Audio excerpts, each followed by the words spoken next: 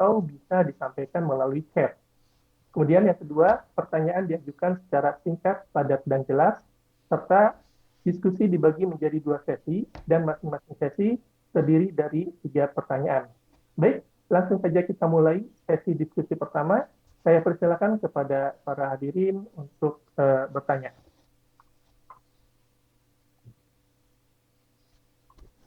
Silakan, ada yang mau bertanya, boleh melalui chat atau silakan untuk raise hand. Stres.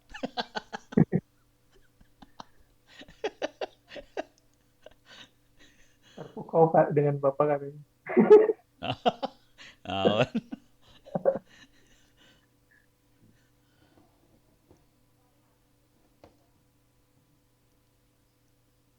Ya, silakan. Nggak ada, mari kita lanjut. Gitu. Dengan kuliah. Kalau peserta nggak ada yang nanya, pembicara yang nanya nanti. Boleh, enggak? Silakan Pak. Enggak, itu tadi bercanda gue. Lu serius lagi. Enggak Pak. Aduh. Ya, silakan. Kami Saya buka. nanya ke Pak Ono, boleh nggak? Oh Boleh, boleh? boleh. Waduh berat ya, Mai. Pusing saya.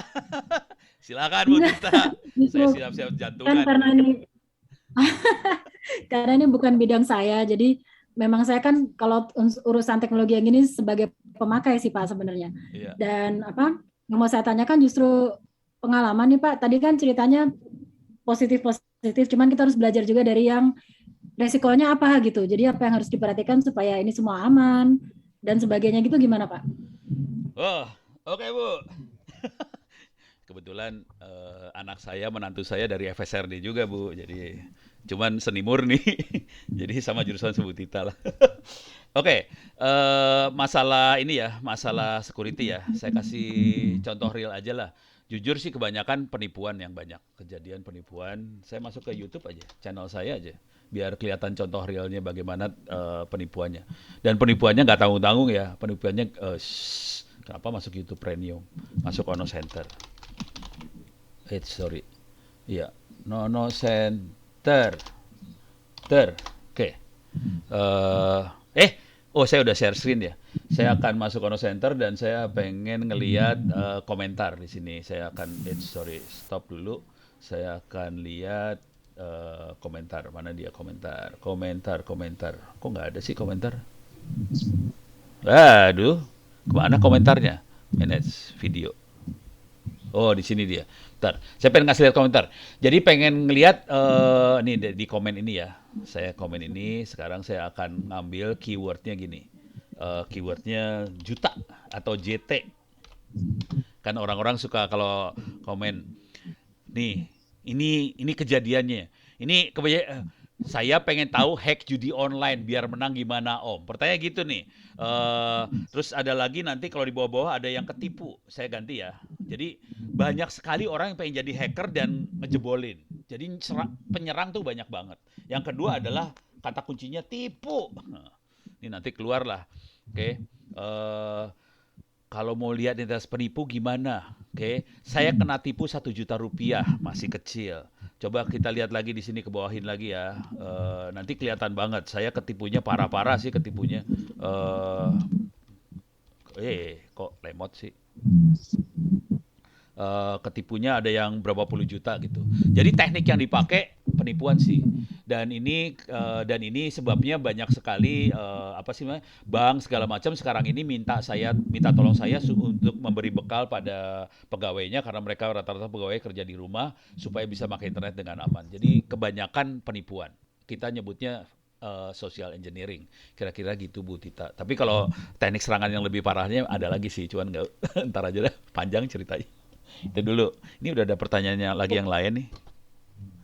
Ya, ada pertanyaan dari Pak Ajhar. Bagaimana tanggapan tentang teknologi blockchain yang sekarang sedang banyak dibicarakan seperti NFT, kripto, metaverse dan lain sebagainya, dari ekonomi sosial atau komunitas maupun lingkungan yang berkelanjutan. Ya, Bu Tita dulu mau jawab kumaha? Maka, Saya Pak jawabnya Ono agak mangga. oh. Siap.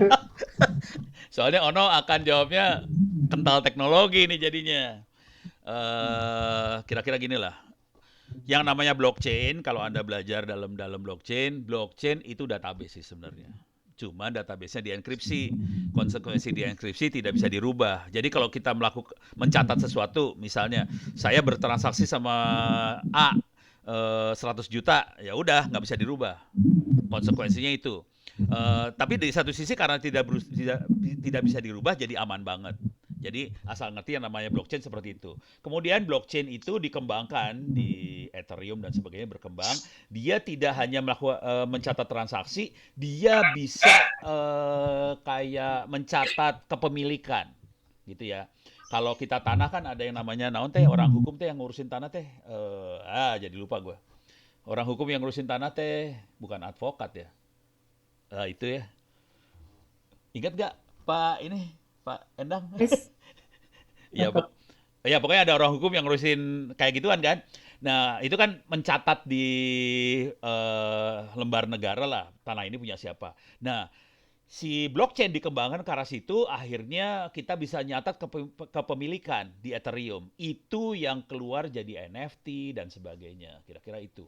Dari sisi teknologi, Anda bisa lihat-lihat yang namanya Hyperledger. Oke, kata kuncinya ada turunan-turunan blockchain. Kalau blockchain apa adanya berat dipakainya karena memang dirancang buat dipakai di jaringan publik, jadi berat banget dipakainya. Tapi Hyperledger itu enteng. Dan kemarin kami di kampus ngetes. Ini karena permintaan dari Dirjen Pajak ngomong sama bank dan sebagainya. Saya nggak percaya sama rakyat Indonesia, laporan pajaknya banyak yang bohong lah. Biasanya angkanya dikecilin lah. Rakyat Indonesia gitu banget lah bangsa kita emang kayak gitu. Jadi Dirjen Pajak pengen supaya semua transaksi langsung potong pajak. Udah gitu banknya teriak, wah gila loh. Database-nya harus segede apa kalau semua transaksi langsung potong pajak? Bang teriak banget. Udah gitu saya ngetes si Hyperledger. Ternyata Hyperledger itu punya kemampuan sekitar 10.000 kali lebih cepat daripada database. Jadi mereka udah mulai ngeliat nih. Cuman yang jadi masalah adalah nggak banyak orang Indonesia yang ngerti soal blockchain, Hyperledger dan sebagainya karena dianggap haram sama MUI sama segala macam dianggap haram. Akhirnya teknologinya nggak dipelajari. Akhirnya apa yang terjadi? IBM, perusahaan-perusahaan luar negeri mulai ngedekatin Dirjen Pajak untuk dagang Hyperledger tadi. Itu ngerinya sih itu aja, kita akan dijajah sih jujur. Kalau kami yang dosen ini tidak ngajarin, bangsa Indonesia akan dijajah gitu. Oh PPAT, notaris PPAT bener lah, itu dia. Terima kasih Pas Koirul. Oh Bu Tita, ya Bu Tita yang jawab. Bu Tita lebih pintar dari saya kan sebenarnya. Cuman gua aja yang disuruh jawab, Bu Tita paling pintar. Nyuruh Ono jawab, biar Ono yang kejebur. Siap. Mangga, silakan. Bu Tita mau nambahin, silakan Bu. Kalau iya, mungkin dari sisi ekonomi kreatif ya, karena sebenarnya yang orang Indonesia tahu dan kebanyakan kan kita latah ya. Jadi kayak apa, mau ikut-ikutan, ini kok cepat kaya, saya ikutan gitu. Padahal nggak ngerti, padahal basicnya adalah IP. Kalau kita nggak ngerti atau nggak paham bagaimana menghargai IP kan ya boncos juga nanti. Terus kebetulan yang masuk ke NFT itu kan sebenarnya pelaku yang punya talenta visual ya. Jadi mereka bikin figur, mereka bikin tokoh dan akhirnya ngerti nggak paham nggak tentang proses pembeliannya gimana, kontraknya gimana dan seterusnya. Itu yang mungkin orang akhirnya ngelihatnya bendanya kan nggak ada nih, dipegang aja nggak bisa.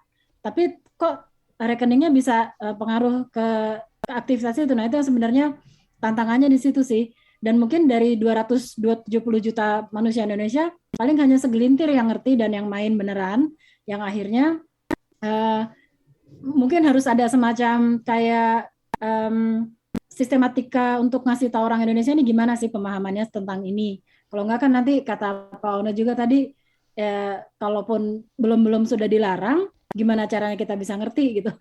Nah makanya ini hidupnya banyaknya di komunitas-komunitas pada akhirnya. Nah kami sebenarnya kalau kita serba salah juga kalau kita nggak terjun karena nanti ini kan tidak inklusif, ini kan sangat-sangat eksklusif untuk yang ngerti dan yang punya akses dan seterusnya. Tapi kita mau nggak mau menghadapi ini karena ini pasti pasti akan menjadi salah satu faktor ekonomi kreatif juga ke depannya. Tapi gitu menyikapinya gimana? Makanya kita tuh bikin banyak tidak hanya talk show ya, tapi diskusi-diskusi bagaimana para pelaku ini harus menyikapi teknologi yang ada tadi tuh, metaverse dan seterusnya. Supaya bijak pakai internet. Ini apa banyak tweet war yang misalkan ya yang nggak penting itu kan ngabisin waktu dan nggak produktif nih. Mungkin jawaban saya ya umum aja lah supaya kita masih bisa punya PR mikirin sama-sama. Poinnya bener banget tadi Bu Tita. Asli itu poinnya. Baik, terima kasih. Apakah ada yang mau ditanyakan kembali? Silakan. Pada Terima kasih kembali Mas Ajay.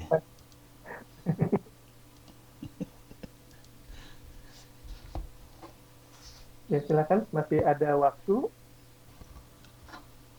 Mangga silakan. Acep Triana. Saya mau bertanya, cara agar kita nggak di tracking iklan, bagaimana? Ada yang mau menghindar dari iklan, Pak? Iya, ini susah-susah gampang Karena kita dimata-matain sih jujur. Kita dimata-matain sih jujur. Ini contoh-contoh. Ini parah banget, tapi gue jadi nggak enak sih sebenarnya. Ini contoh sederhana ya. Saya yakin 99,9% peserta webinar hari ini pakai WhatsApp. Gue berani taruhan lah. Anda pakai WhatsApp semua. Dan kemungkinan Anda sudah tahu bahwa yang punya WhatsApp adalah Metaverse. Sekarang kan WhatsApp Metaverse ya. Coba perhatiin baik-baik. Kalau mau iseng banget ya, silahkan Anda bikin grup di WhatsApp ngomongin sesuatu yang Anda belum pernah omongin. Misalnya ngomongin tentang real estate, tentang apartemen, tentang rumah. Perhatikan iklan yang keluar di Facebook. Keluarnya itu. Jadi walaupun kita merasa itu sebetulnya aman, kita dimata-matain. Jadi caranya ya kalau kita nggak bisa di tracking pengen nggak bisa di tracking sama iklan, jangan pakai jalur internet.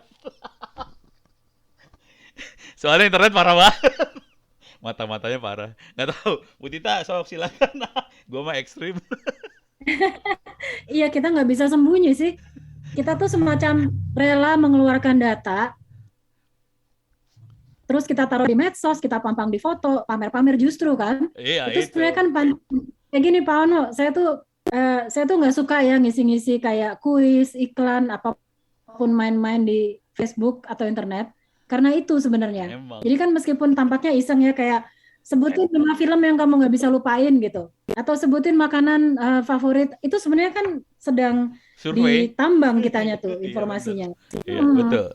Tapi Betul. pakai cara yang lucu-lucuan gitu. Terus Iya. nanti keluar hasilnya, oh berarti kamu orangnya adalah pemaaf, kamu orangnya gitu-gitu kan gampang banget gimmick untuk apalagi ke alay-alay gitu ya, ke Iya. emak-emak gitu gampang banget. Kalau Ono susah, Itu Ono kagak WhatsApp pancingan. aja kagak dipakai, Ono mah parah, Ono. Nah itu maksudnya gitu tadi. Jadi jangankan untuk ngisi kuis yang ekstra-ekstra, ngisi yang apa yang kita perlu-perlu aja untuk keperluan kerjaan misalkan ya, atau emang kebutuhan yang nyata gitu, itu aja kita udah langsung kena titik, kena apa dikait gitu. Apalagi kalau kita suka rela ngisi yang enggak itu kuis-kuis Oke, ini gitu ada paling. pertanyaan yang tapi direct ke saya, cuman namanya nggak kebaca. Saya taruh di everyone ya, namanya nggak kebaca ini. Jadi depannya cuma tulisan peserta. Gue bingung dah. Jadi ini izin tanya Pak, apakah pengembangan dunia metaverse berdampak baik untuk ekonomi? Isu-isu seperti yang kaya lebih kaya dan yang miskin lebih miskin itu di maksudnya isu itu. Ini kayaknya mending Bu Tita nih yang jawab kayak ginian mah. Bu Tita, kumaha Bu Tita? Oh, aduh. Ini sebenarnya masih baru banget. Dan kita semuanya kan tertatih-tatih nih maksudnya apa sih sebenarnya di balik itu gitu kan. Karena pasti ini bukan cuma urusan teknologi apa ya. Pasti Iya, ada geopolitik yang lebih besar yang iya betul. bermain di sini. Mau Betul ngomong sekali. konspirasi teori juga bisa di sini. Iya, betul sekali. Enggak, kitanya mau nggak jadi objek, kita rela nggak? Ah, Dan kalau kita eta. rela, gimana? Nah, betul. Kalau mau jujur sih saya setuju banget sama Bu Tita sih. Jadi saya cenderung menjauhi metaverse. Soalnya jujur ya, Di belakang sana kebanyakan adalah penyembah berhala yang namanya duit. Dan mereka akan bikin sesuatu supaya duit dia tambah gede sih gitu. Nih kayak jujur, contoh sederhana aja. Kita pakai YouTube, terus kita upload video di YouTube lah. Banyak yang dapat duit dari iklan dari YouTube. Terus emangnya kelihatannya kita jadi kaya dari YouTube. Ya oke lah. Cuman perhatiin baik-baik, YouTube jauh lebih kaya daripada kita ntar. Karena dia ngasih mungkin cuma 5% ke kita, 95% buat dia. Nah, ini nggak akan beda jauh sama metaverse segala macam sih kira-kira gitu. Kalau saya cenderungnya kita bikin aja platform kita sendiri di Indonesia lah. Orang bangsa kita gede gitu. Kira-kira gitu. Ya, kalau mau boleh ditambahin, sebenarnya yang saya penasaran tuh, kalau di Indonesia implikasinya gimana? Karena sebenarnya saya juga tahu ada yang namanya Forest First. Tapi dari permainan di dunia digital itu, dunia maya, ternyata ada implikasi atau dampak ke kehidupan nyata gitu. Jadi ternyata dia berkontribusi ke ibu-ibu petani jahe merah gitu.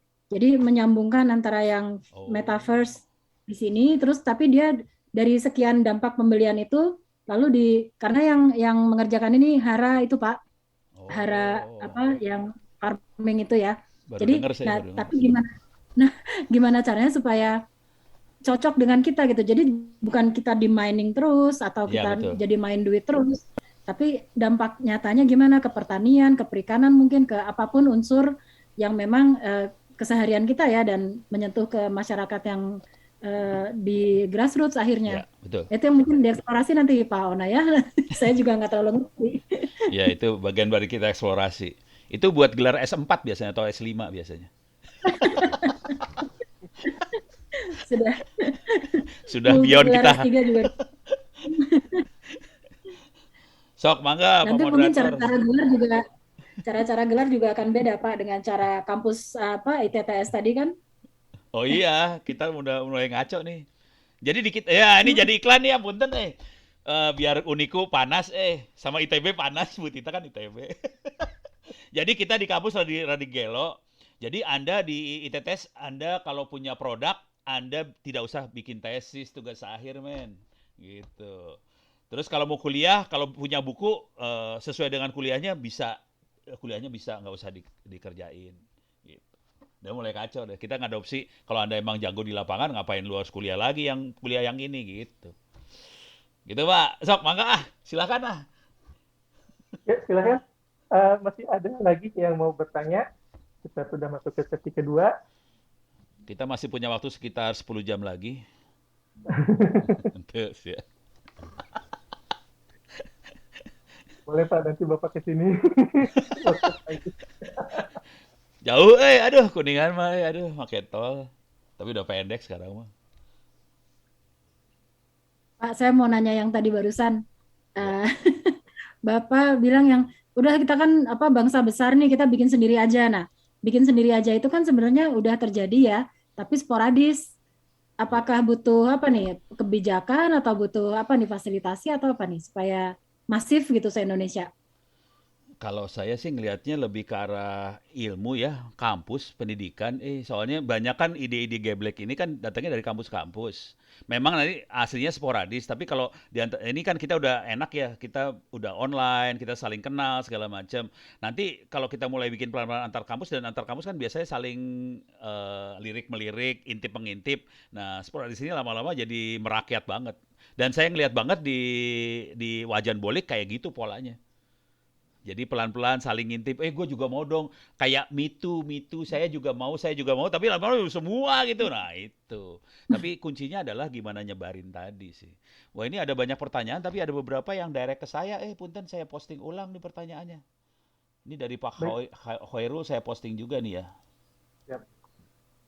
Ada dari Ari. Pak Ari, di sini pertanyaannya adalah ketika kita sudah menemukan sebuah ide atau inovasi, apa yang pertama kali harus dilakukan ketika terjun di bidang industri kreatif itu sendiri, terutama dilihat dari sisi teknologinya. Nah ini mah Bu Tita pisan ini mah. Silakan, Bu. Ini sebenarnya apa yang saya ajarin ke mahasiswa juga ya kan kalau di desain produk tuh ada kuliah apa inovasi desain. ada juga kuliah bisnis desain. Jadi pokoknya semua yang berbasis desain, tapi tentu saja ada teknologi di situ. Kalau kita sudah punya ide atau inovasi apapun itu, lihat dia punya potensi IP yang harus dilindungi nggak? Kalau dia ada potensinya, jangan sembarangan disebar dulu. Karena begitu dia sudah keluar di publik, untuk ngedaftarin IP-nya tuh masalah, nggak bisa digugurkan gitu, karena dia sudah tersebar di publik kok gitu, orang bisa lihat dan siapapun bisa mendaftarkan itu juga. Jadi makanya dilihat-lihat dulu, konsultasi ke IP lawyer misalkan atau haki gitu ya, advokat haki. Nanti apakah dia bisa menjadi modal untuk industri kreatif itu sendiri? Kayak misalkan kita punya resepnya dibagiin nggak? Atau itu rahasia dapur kita? Atau kalau kita punya teknologi sederhana, kalau di desain produk, bisa kita daftarkan nggak hak ciptanya untuk teknologi sederhana untuk menjadi modal tadi? Ada yang mau pakai proses misalkan skema royalti juga. Kalau misalkan produknya mau dipakai dalam haki produk industri misalkan. Jadi ada beberapa skema pilihan yang sebenarnya bisa kita lihat sendiri dari potensi, misalkan kalau dia menjadi ini ya modal ekonominya dari situ, ya jangan terlalu mudah disebar juga. Tapi kalau memang kita punya misalkan ya jiwa sosial yang besar dan produk kita itu ternyata berguna bagi orang banyak, itu silakan aja dilepas hakinya yang tadi saya kasih contoh Singapura tadi, tapi lalu orang bisa pakai semuanya sehingga nilai halo nilai ekonominya nggak kita ambil sendiri. Aku tuh suka Iya, buyar stres ya. gitu. Biar kalau ada yang ikutan.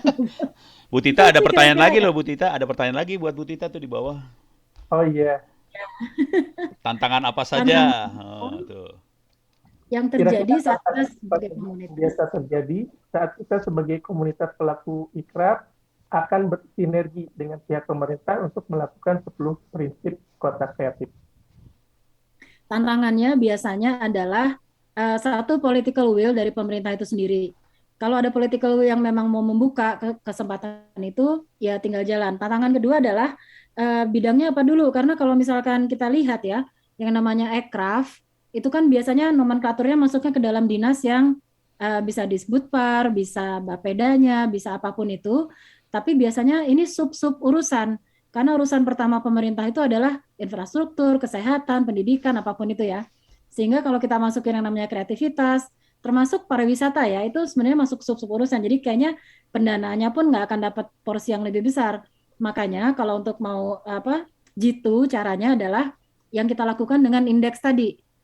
Ketika kan gini, setiap pemerintah di Indonesia itu apapun levelnya, jadi dari presiden sampai ke camat, itu laporan kinerjanya kan namanya sakip dan lakip ya. Nah, sakip lakip ini kan raport sebenarnya, raport kita sebagai kinerja kita sebagai pemimpin daerah gitu ya. Kalau rapotnya gede, nanti konsekuensinya adalah insentifnya juga bisa ditambah atau justru premium gitu kelasnya gitu ya.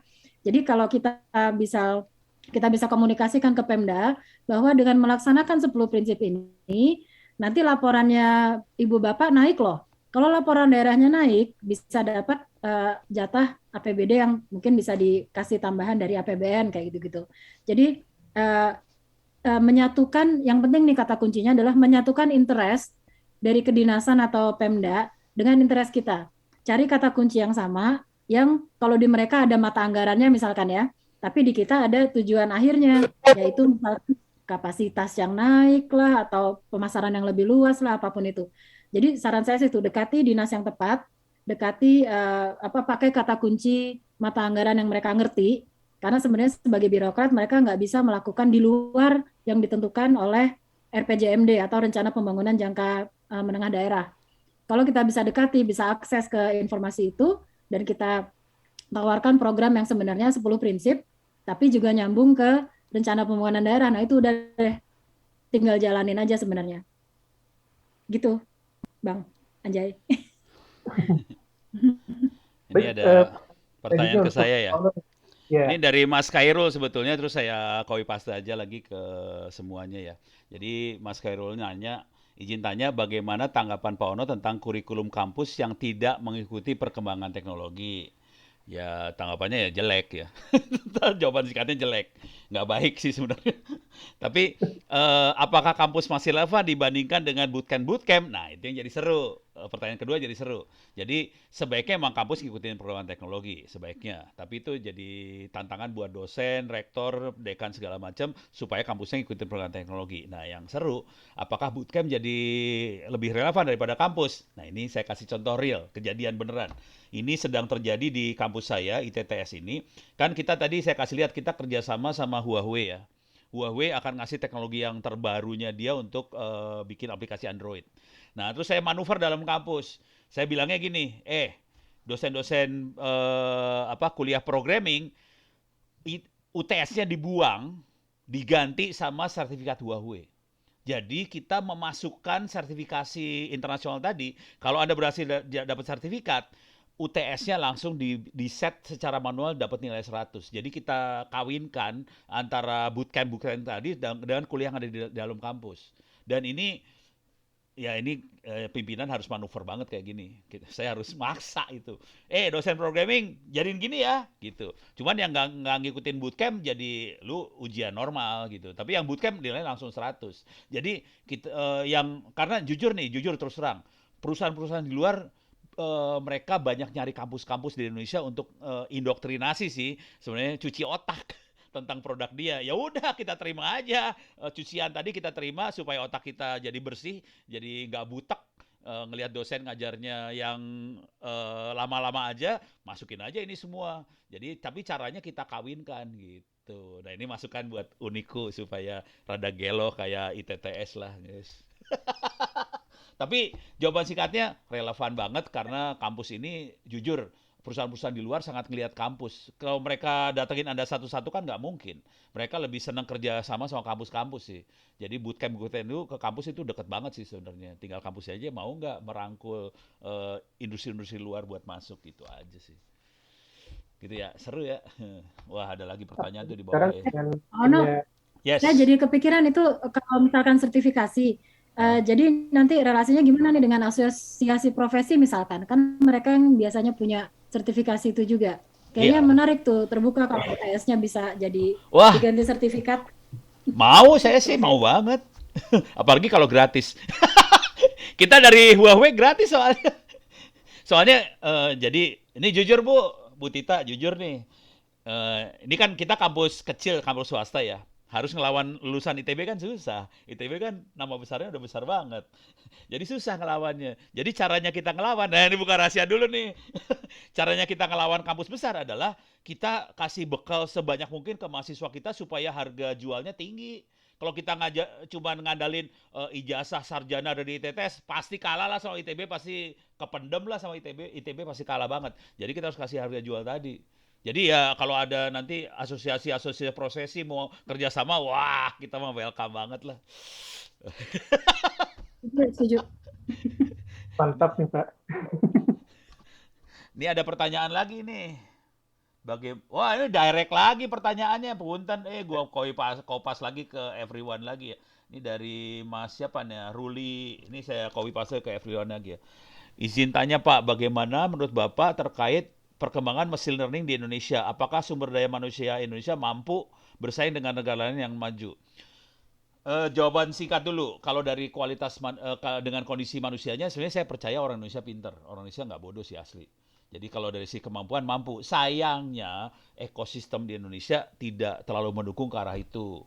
Gitu. Kalau mampu ya mampu, tapi yang karena hanya segelintir dari manusia Indonesia yang bisa dapat pengetahuan tentang machine learning dan sebagainya, makanya jumlah kita sedikit tentang itu. Dan jujur machine learning itu dasar kuatnya bukan di komputer loh, hati-hati. Orang mikir machine learning komputer, enggak. Machine learning itu adalah statistik matematik, jadi harus kuat di sana sih sebenarnya buat bisa machine learning. Saya kasih icip-icip teknik programming, cara programmingnya gampang banget. Saya kasih lihat aja ya, dikit aja nih ya. Supaya kebayang bahwa programmingnya gampang banget. Jadi kalau Anda pengen belajar, software-nya namanya Orange Data Mining. Dan ini free, gratis, nggak usah bayar apa-apa. Kalau kita klik download itu, di sini ada buat Windows, macOS, Linux, free, gratis. Programmingnya kayak gimana? Programmingnya saya kasih gambarnya aja ya, yang ada di Google. Programmingnya kayak gini banget. Jadi programmingnya bukan if then else gitu, kagak. Programmingnya mah grafik gini, di klik drag, sambung, jadi programnya. Dan saya bikin paper jurnal dari untuk machine learning ini. Coba kita cari ya, Ono Jiteki. Silakan masuk di Google Ono Jiteki. Ini contoh paper jurnalnya Ono. Di jurnalnya Jiteki ini Sinta 2 lah Jiteki ini. Sorry, maaf, kayaknya maaf deh. Bener ketang. Bener. Coba saya search kata kuncinya Ono, ketemu nggak? Ono. Oke, ini Ono kelihatan.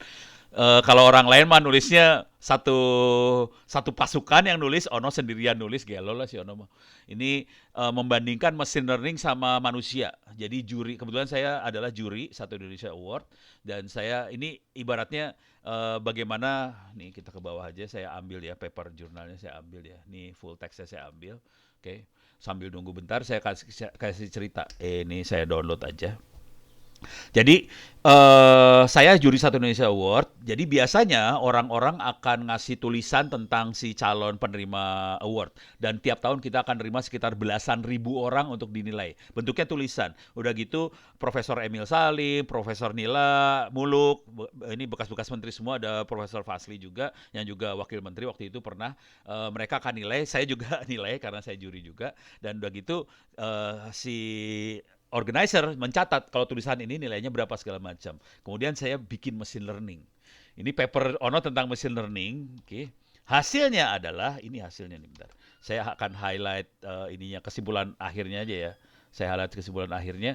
Hasilnya adalah found to be reasonably similar. Antara mesin sama juri manusia, hasilnya sama setelah di-compare. Saya kasih lihat programnya aja ya, source code-nya aja ya. Ini source code-nya. Source code-nya adalah program yang tadi dikasih lihat. Saya kasih lihat source code di paper jurnal. Source code-nya kayak gini, masuk ke paper jurnal, men. Ini source code yang Anda lihat, source code beneran ini, source code beneran. Gitu ya. Jadi untuk machine learning nggak susah sih sebenarnya, cuman Anda harus dapat feeling-nya, dan feeling ini biasanya orang matematik sama statistik yang punya. Gitu kira-kira. Terima kasih, saya balikin lagi pada moderator. Baik, alhamdulillah luar biasa sekali. Oke, sehubungan dengan waktu, mungkin kita sudah batasi pertanyaan, dan alhamdulillah untuk webinar kali ini telah selesai. Hadirin sekalian, demikianlah acara webinar National Econom Test kali ini yang membahas tentang aktivasi, akselerasi, dan strategi ekonomi kreatif berbasis teknologi. Nah, sebelum sesi ini kita akhiri, saya akan mencoba menyimpulkan hasil webinar kali ini, yaitu yang pertama, untuk materi pertama, mengambil judul tentang teknologi sebagai salah satu basis pengembangan aircraft dalam konteks kota kreatif. Kesimpulannya adalah aircraft didukung potensi IT melibatkan teknologi, seni, budaya, dan sains. Kemudian, karya aircraft merupakan gabungan dari berbagai subsektor keilmuan. Dan ada 4 hal yang perlu diperhatikan sebagai pendukung aircraft, yaitu inovasi, teknologi, media, dan sumber budaya. Untuk menjadi kota kreatif, ada 11 jurus yang harus diperhatikan, di mana mau tidak mau teknologi itu sangat diperlukan dalam menerapkan 10 prinsip dari kota kreatif, sebagaimana telah dijelaskan dalam materi tadi.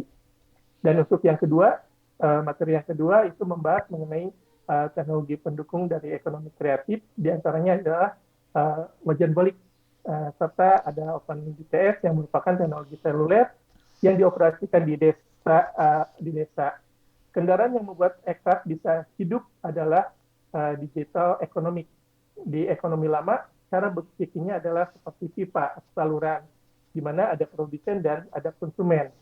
Tapi di pola yang baru, yaitu platform, di mana antara produsen dan konsumen menjadi satu, sehingga bisa menentukan profiling, atau kita bisa mengetahui kebutuhan dari konsumen.